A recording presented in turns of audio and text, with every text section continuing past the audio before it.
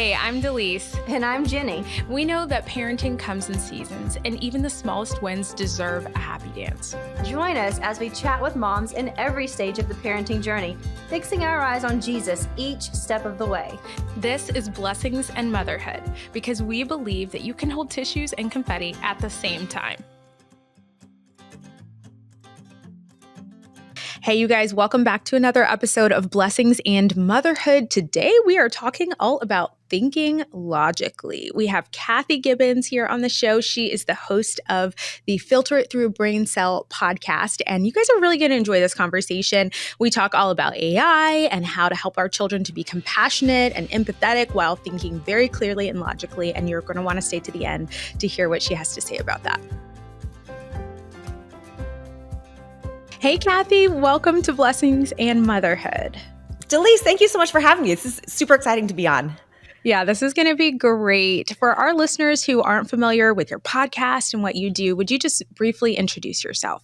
Yes. So I'm Kathy Gibbens. I am a homeschool mom. I've been homeschooling. We have one daughter. We've been homeschooling her since the beginning, and she is now in her senior year, which is crazy to me. We've been with Classical Conversations the entire way through.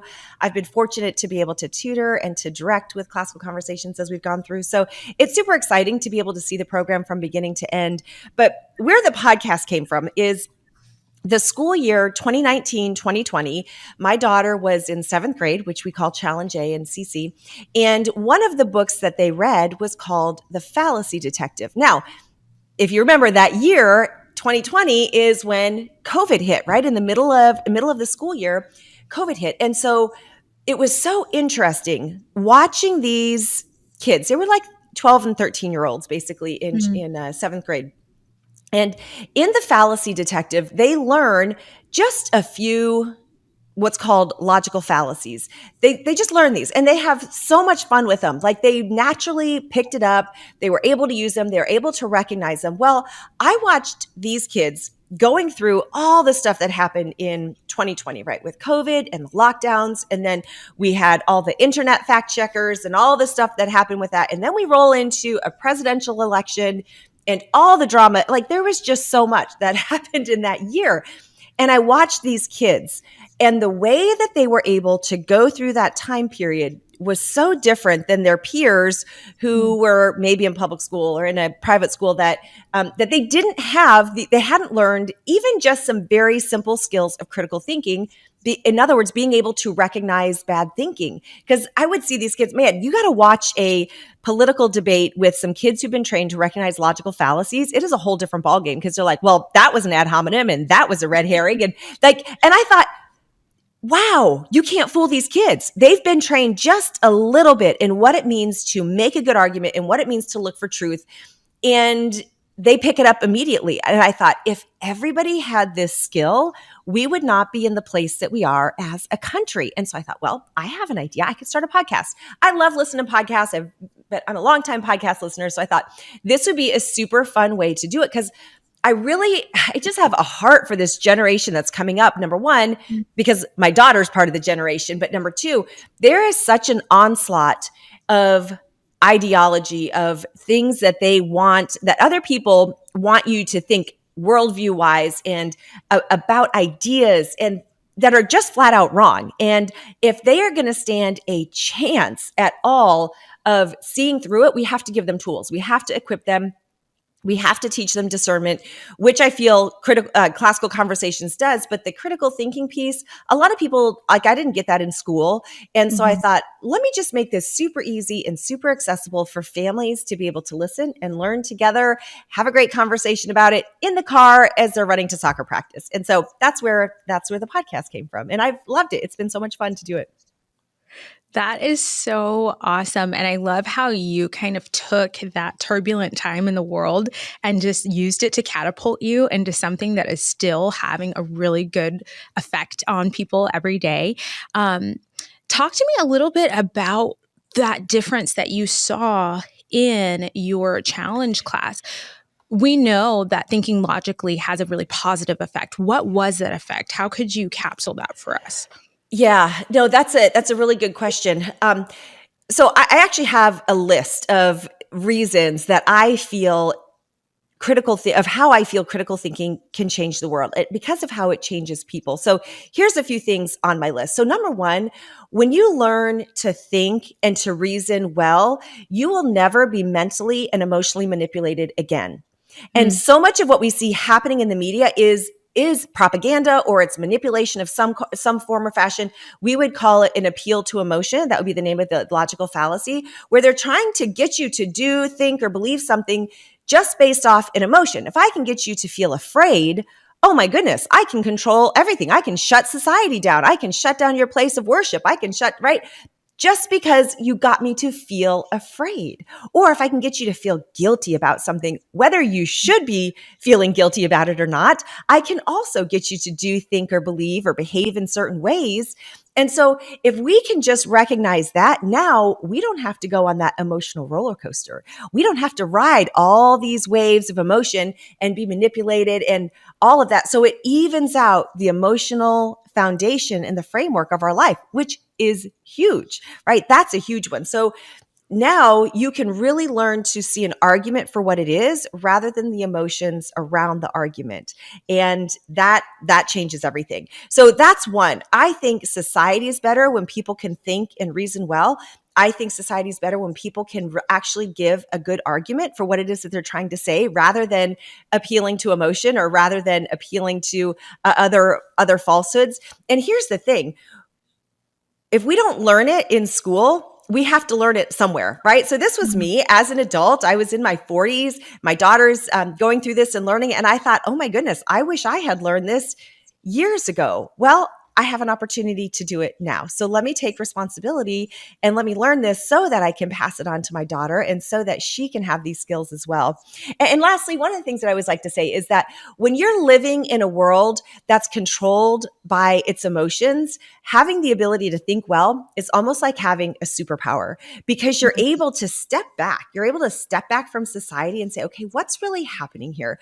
And what is the argument? Is the argument good or is it bad? And you're able to see things for what they really are, rather than just going along with the narrative that we seem to be seeing so much of on social media, in the news, in politics, and all that. So all of those things, as I watch these kids, I thought, this is powerful. This is more than just getting an answer on a test or a quiz or, passing a grade. This is actually a skill for life that they're going to be able to use in all their relationships as they're going through. Now we're in another election season, right? We can use this skill there.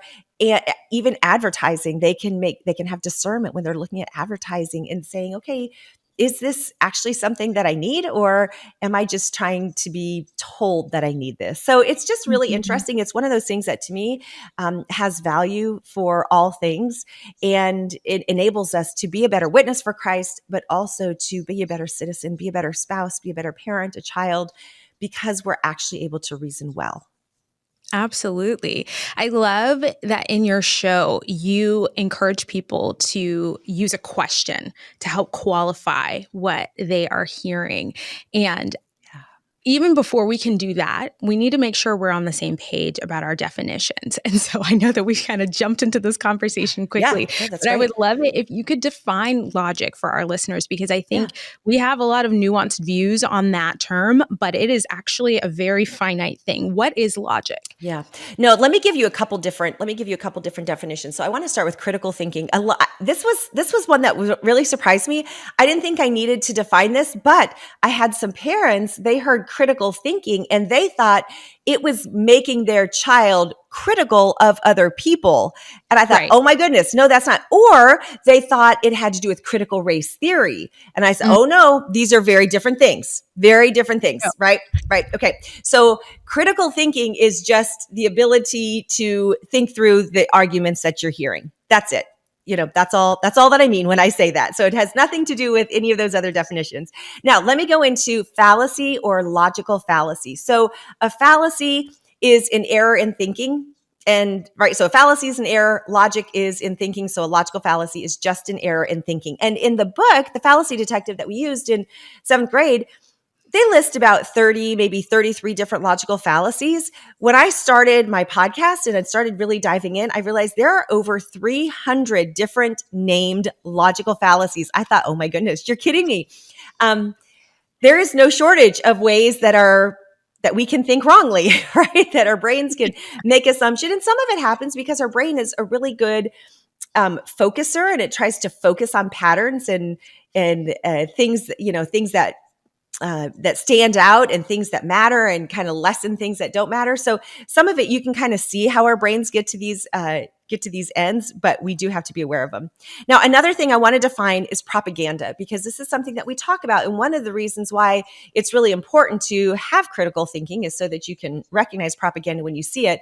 But all propaganda is different tactics used to manipulate people mentally and emotionally. That's it. Very simple. So we tend to think, propaganda was just what the Nazis did, right? Well, yes. And it happens in a lot of other places as well. And then lastly, what season 2 is going to be all about is cognitive biases or mental biases. I kind of use those two interchangeably. A bias or a cognitive bias is a limitation in our ability to think well about something. And we always tend to think, I need unbiased. I need to be unbiased. Mm-hmm. He's so biased. She's so biased. And here's the thing. We all have them, right? Because a bias is just how you see the world. Now, for instance, for me, I'm a wife, I'm a mother, I'm a woman, I'm a Christian, I'm a homeschooler. These are all things about me that I can't change, but that is going to affect how I see the world. So I'm always going to have certain biases because this is just how I see the world. I can't see the world as a man, right? For instance, I can't see the world any other way. So some of those biases we'll always have. Some of the other biases that we're going to talk about in the podcast, we need to be aware of, and we need to actively seek to overcome them, or at least be aware of our own biases and other people's, right? And so if we just have at least awareness that, okay, I might be coming to this a little bit biased because of this about me, now that changes everything, and you're able to actually engage in a conversation. Or if you can recognize somebody else's bias, you can engage in the conversation with a little bit more wisdom. So those are a few definitions that I feel like is really helpful for people just to have kind of about the whole topic of critical thinking. Those are great definitions. Thank you for going into each of those, because I do think if we're not on the same page, we can't continue this conversation. Right. Yes. And you mentioned so many things just now that made me think about AI when you were talking about the brain and the patterns that we follow and the biases that we have. Can we dive into that conversation and talk about what AI is possibly doing to the next generation's ability to think clearly? Oh man, this is such a good conversation, and one that I'm so interested in. And I by no means am an expert on it. And I will, I'll tell you my technology bias right up front. I am not a technology geek. My husband is, right? He's an early adopter to all things technology. He likes it. He enjoys it. He likes learning about it. He thinks it's cool. He'll figure out how to use it.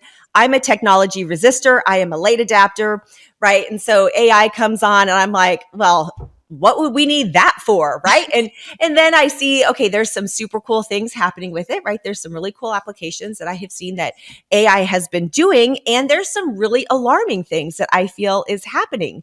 So a couple concerns that I have is, one, anytime we outsource our thinking to, whether it be a person, whether it be artificial intelligence, whether it be whatever, we are automatically reducing our own capacity for thinking in the future. One of the things that I learned about the brain is, especially the younger a child is, this will happen all throughout a life, but especially the younger a child is, the more you use the brain, the more capacity your brain has to be used. And so it's this self-perpetuating cycle that the more you think, the better, and the more you'll be able to continue to think. This is why they tell older people, do crossword puzzles, learn a new language, learn a new instrument, because you're forcing that brain to work. I mean, we look at back in my day, you had all your friends' phone numbers memorized, right? Because if you were going to call them, nobody wanted to go look up a phone number. You had to have it memorized. Well, now nobody has anybody's phone number memorized. My daughter's had her cell phone for a couple years. I still don't have her cell number memorized, right? Which is terrible. So it's like we lose capacity if we don't use it. So the more we get reliant, and I know the argument is, oh no, but if we can rely on artificial intelligence and all these other tools, it'll free up so much more capacity to do other amazing things. Well, Maybe theoretically, I just don't know that I see that practically happening on a regular basis, that we're doing all these other amazing things because technology is thinking for us. So that's one thing that we have to be really aware of. The second thing that I have learned is AI is not always right. It is only as good as what it's learning from. Because there have been times that every single episode, my episodes are really short, usually less than 10 minutes long, but I put an hour or two of research and work into creating every single episode that I do, right? So each fallacy that I talk about, I study and I dig and I try to make sure that I have really good things. And at one point, my husband, the early adopter, he said, you should use AI to help you write an episode because it's going to make it go faster, right? And so I, in my normal resistant manner, resisted. And then I thought, let me give this a try. So I got on there, gave it a little prompt. What is the XYZ fallacy, right? And it spit up this answer. And then I asked another question for more clarification. And then I realized it didn't even give me the right definition.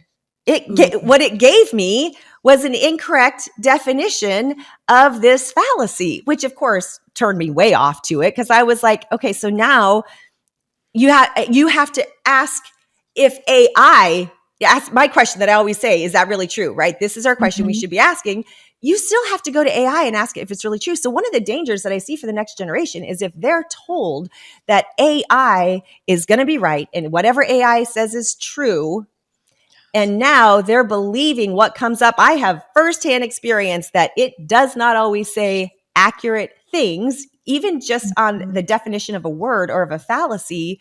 How much more inaccurate is it going to be when it comes to matters of morality or spirituality or things that we're wrestling with in society as a whole, that as a Christian, I may believe one way about it, whereas society is trying to tell me something else. What's AI going to tell me? And so we've got to be very, very careful about how we frame AI to our children, because this is their future. It's not going away. They're living with this. They are going to be living with this. This is going to get more and more a part of their life and a part of their reality. So we have to teach them to think rightly about it and to keep it in its proper place. There will be applications that I think it could be life-changing or industry-changing. And then there are going to be applications where I think it could be absolutely devastating. So that's kind of where I land on AI right now. Maybe that'll all change at some point, but that's where I'm at this moment in time. Sure.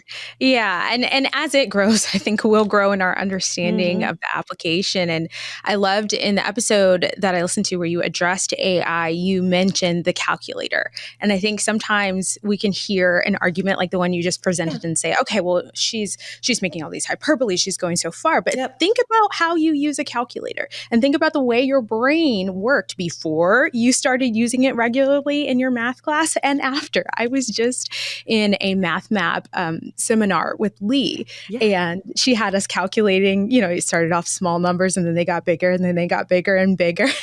And of course, she's just flipping through them because she knows this stuff. And there was a point where the whole room went cold because the number was so high that nobody knew how to do it. And the answer was on the paper. And none of us noticed for probably 2 minutes because we all were sitting here going, oh no, okay, how do I multiply? I can do this. I can multiply 4 and 5 digit numbers. Let's just, and it was right there the whole time. But because we're so used to thinking that we don't know and we can't figure it out, we felt a little crippled. So I do agree with you. I think that there are going to be some incredible applications of AI, but it is very interesting to consider that in the realm of critical thinking and logical thinking, and just where we are choosing to place our trust. So something else I'd like to hear your thoughts on is piety. We want to be wise. And we want to fill our children with good thoughts about the world and give them lots of resources like the ability to think logically. But one fear that I have is that if I do not do this correctly, I'm going to train my son to think that he's better than other people rather than he has a good mind and he should use it.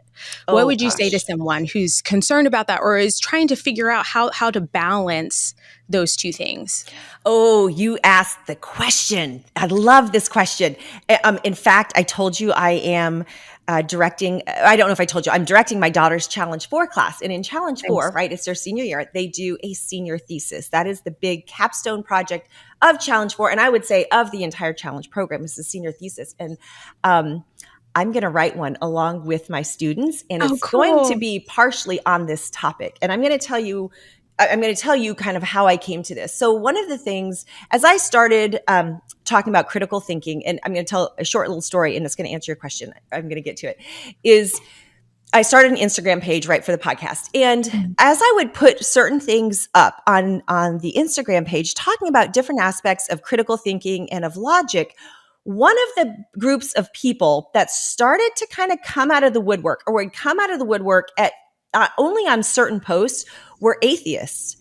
And I was like, where are these people coming from? And why are they, right? They're all kind of up in arms and all this. And here's what I've discovered is that atheists, because they don't believe in a God, right? They don't have a God.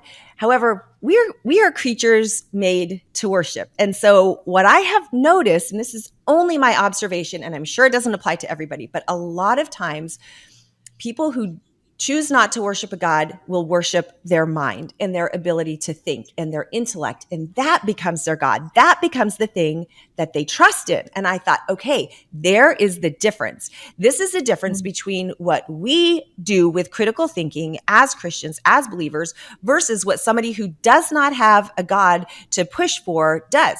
Because for them, the critical thinking and the active thinking is in of itself the end goal. Whereas for us, it's not. Critical thinking is a tool. Okay. It's a tool to do what? It's a tool to seek truth. Right there. And of course, we believe that, right, God, Jesus is truth with a capital T, because he said, I'm the way, the truth, and life. And so the way that I like to talk about it is when you push, and I know on the podcast you can't see me, but I'm pushing my two pointer fingers together. When you are seeking for truth, right, you're pushing against something that you're hearing, whether it be true or whether it not, you're testing it. And there's going to be a point of contention here. And the whole goal of critical thinking and of critical thinking skills is to buckle toward truth. And so when you keep that firmly in mind, and you keep in mind that the end goal of thinking well is to find truth, is to seek God, is to say, well, what does God have to say about this? What is true? That changes the entire thing. That shifts the entire focus from me worshiping my mind and, oh, I'm such a good thinker and I can outsmart you. That's not what about any of it is about. And so when we're teaching children virtue, the virtue is truth. And so we're going to use these tools in pursuit of truth, in pursuit of goodness, in pursuit of knowing God and making him known. That to me changes everything. So I love, you asked such a good question. That was, I love that one. Oh, good. Yes. And I love the way that you describe that. And guys, if you want to see her doing that, she will be on YouTube. So you can go to Blessings in Motherhood on YouTube There you and go. watch Yes. what her fingers do. Yes. But that's such a great way to put it, because it is true that our goal is to know God and to make him known. We say that here at Classical Conversations, but even if you're not doing Classical Conversations, Yep. if you're a believer, your goal is to know him and to spread the truth about who he is. When I think about the culture, I think of a few really popular mindsets.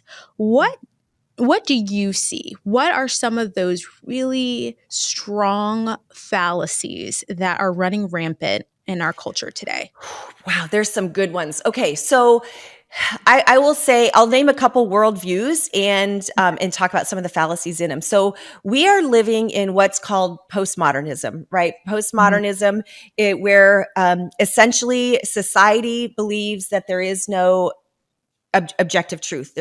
It's all subjective, right? What I think is true must be true, and what I think and I feel must be true, Even if it because changes. even if it changes from morning to night, it still must be true, and it doesn't matter, right? And it violates one of the laws of logic, right? One of the laws of logic says that if two things are opposite, they both can't be true, right? So, but never mind that, right? Never mind that. So this is the age that we're living in, and these are the messages. And the fallacy behind that is relativism. That is called the relativist fallacy, where you believe where two different things can be true, even if they're in direct opposition to each other. It's all very much based on feeling and experience and what I want. And it's all subject to change, like you said. So we're living in a society that says there is no truth, or truth can't be known. And if you claim to know it, well, you're a bigot or you're a whatever. We'll fill in a name and call you a name to try to shame you so that you don't speak that truth anymore. You see, and that's an appeal to emotion. So all of these things are coming into play. And these are all the things that we're facing. These are the things that our kids are swimming in. Like, this is just going to be the world as they know it. And so again, let's prepare them for the road. If this is the road that we see ahead, let's prepare them to walk it, to know with wisdom what's happening. Another big one that they need to be prepared to see is the moralistic fallacy. So the moralistic fallacy happens when somebody says, this must be true because I want it to be true, because I think it would be good if it were true, so therefore it must be true. Let me give you an example.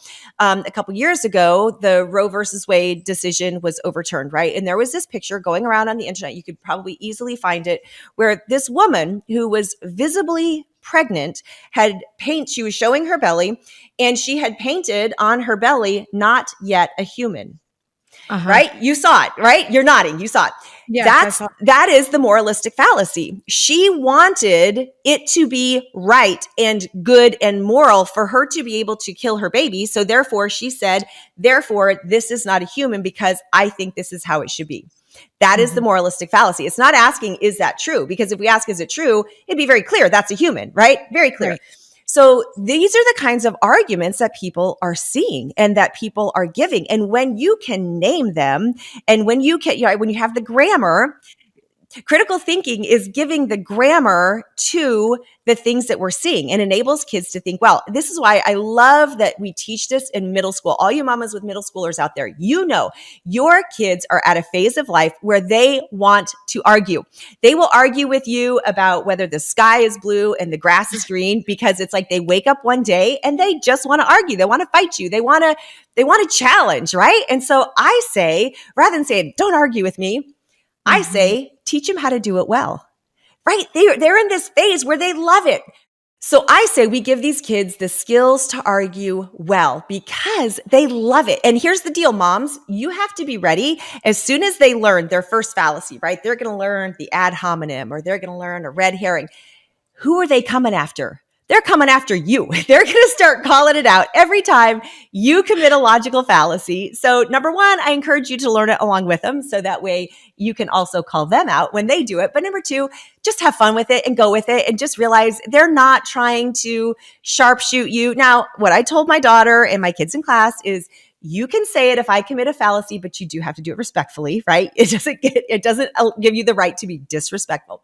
But yes, let's practice. Like, it's practice. And so even with my daughter, I still will be like, okay, look at that sign. Tell me what you think. If there's a billboard, or if somebody has a bumper sticker on their car, or if I get an ad on my phone, I'll just show her. So practice. Use these real life examples to practice with your kids, because they are in this phase and they love it. And so they want to go with it. So I'm wondering, I have just a few questions left for you.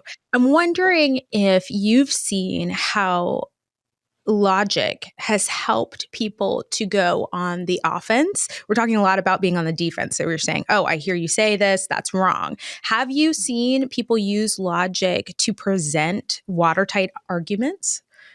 Absolutely. Oh, goodness. Yes. And I think this is so important. This is one of the reasons why I love working with people. I wouldn't call myself an apologist, right? When it comes to apologetics and understanding why we believe what we believe, right? They get into it in 8th grade and, in classical conversations, a lot of different things. But critical thinking is foundational to good apologetics. It's foundational for a couple things. Number one, being able to understand your own faith and why you believe what you believe, being able to present that and explain that in a way that somebody else can understand and perhaps even be open to accepting. It's critical if you're trying to make an argument or any kind of persuasion that you're trying to do. To me, wisdom says, let's persuade with goodness, let's persuade with truth rather than with manipulation. And when you don't have the skills to persuade with truth, you only have manipulation to rely on. So whether it be, in high school debate, they get into debate, which is was totally new territory to me. I had never had it before. And one of the first things that you do when you're in debate is you're given a resolution, and you start off, because you don't know if you're going to be arguing the affirmative or the negative. You don't know if you're arguing for this thing or against it. And one of the first things that you have to do is you have to create an argument for both sides, which means you have to understand both sides of the argument well enough that you could argue for it as if you were for it, even if you're against it. Now, this skill, most people do not have. You talk, I mean, any of you who are on social media, you could scroll through anything. You could post a picture of a beautiful day and somebody will be like, well, that looks horrid, right? There's all kinds of controversy that people love to jump into. And the thing that most people cannot do is hold two ideas in their head and evaluate them for what they are. They only can hold the one that they agree with. And this is a skill. And so critical thinking gives these kids and gives us the skill of being able to evaluate two different claims, even if we agree with one and don't agree with the other, to be able to understand what it is. Because here's the thing, how can you argue against something if you don't even know what they're saying? And I have seen this. There is an instance, I'll say this, and y'all might think I'm crazy, and maybe you won't, I don't know. But there was this meme about flat Earth, right? This whole flat Earth thing. And it showed a picture of a round sun and around, Mercury, around Venus, around Mars, and a flat Earth, and around Saturn, and around Jupiter. And it was made to make the flat Earth thing seem really silly. And it worked. I was like, that is the dumbest thing. Like, who would believe it? But then I had this thought, but is that what they really believe? And so I went and I researched a little bit, and I realized that's actually not at all what they believe. What I thought they believed is not what they believe. And so I thought, see, I can't even jump into this conversation unless I'm willing to do a little bit of work, even just a little bit, to understand both sides of the argument. So same thing. If I was to go to somebody to present an idea or to present a plan or to give a persuasive speech about something, I have to be able to present my argument, to present my case in a way that makes sense, in a way that's going to make sense to my listener and to my hearer. And so all of those are wrapped up in critical thinking skills. It all enables you to do that better. You'll be able to communicate. You'll be able to get your point across in a way that makes sense, in a way that at least has a chance of winning somebody over, rather than just turning them off with emotionalism. Absolutely. And that's the goal. And something else I hear you saying is that logical thinking promotes empathy and compassion. Oh, because yes. if you can understand where someone is coming from, you can understand their perspective, then you're not just attacking them. You're saying, hey, I see where you're standing. Actually, you're not safe right there. You're not safe where you're standing. Come over here.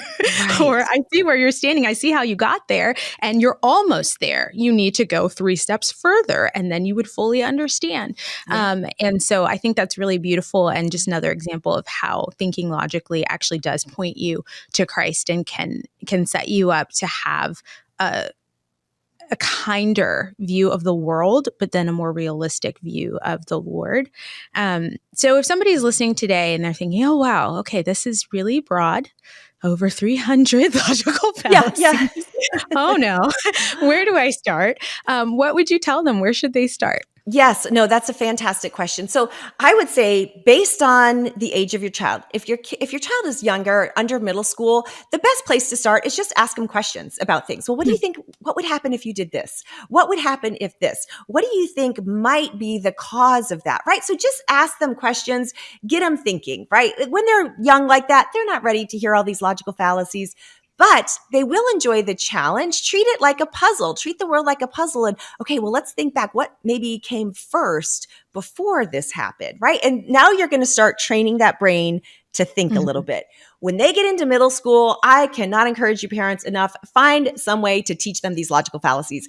I have yet to see a kid who does not love it, who does not pick up on it really, really quickly and enjoy learning them, especially enjoy picking them out and notifying you when you commit a logical fallacy. So there's some really good tools that you can use. We've already talked about the book, The Fallacy Detective. It's a fun book. I feel like it's really written well toward middle schoolers, and it'll be a great introduction. And like you said, don't get overwhelmed at all of them. I don't even still remember the names of all of them. And I've done episodes. I think I did 180 of them because Mm-hmm. as I was going, I started to realize, okay, these are getting really nuanced and this might be kind of PhD level. So I only do about 180 of them and I still don't remember all of them, but just exposure helps the brain learn how to think. So just being exposed to them, right, helps us to be able to think and analyze. And I might not be able to name it, but I will be able to recognize what was wrong in the thinking. And that's the whole goal. The whole goal isn't to memorize all the names of these fallacies. They'll remember some, but if you can recognize what's wrong with the thinking, that puts you 10 miles ahead. So I would just invite anybody to listen to my podcast, Filter It Through a Brain Cell. This is what it's for. Stick it on, turn it on in the car with your kiddos and listen. They're usually about 7-8 minutes long. And then you guys can have a great conversation and you can learn together, talk about it as a family and have fun. All of them I write and I create with about 8th graders in mind. And I always like to use real life examples as well, because I want them to see that this isn't just something that you're hearing about and learning. This is actually applicable to real life. And here's how this is played out in society around us. So I'm all about practical. I'm all about keep it super simple and make it easy. So I would love to invite you to check out the podcast. Awesome. Kathy, thank you so much for talking with us today. No, thank you, Delise, for having me on. Thank you for caring about this topic because I feel like this is this is really important to the generation and the times that we're living in. We have to give our kids discernment. And this is just one tool, not the only tool by any means, but it's one simple, fun tool that a lot of us, like me, did not even know I needed. I didn't know I was missing. And having the tool made me and made my daughter so much more well equipped to face culture and face the things that we're seeing and to be able to find truth in that. So I just appreciate you for having me on. Absolutely. This is so important. So guys, go check out her podcast, Filter It Through a Brain Cell, and come right back here for more episodes just like this one. We'll talk to you soon. Well, guys, I hope that you enjoyed this conversation with Kathy. I know I did, and I could have asked her a lot more questions. If you have more questions for Kathy, definitely go check her out at Filter It Through a Brain Cell and go say hello to us on Instagram, Facebook, and YouTube as well. We're there as Blessings and Motherhood, and we can't wait to hear from you. Thanks for listening.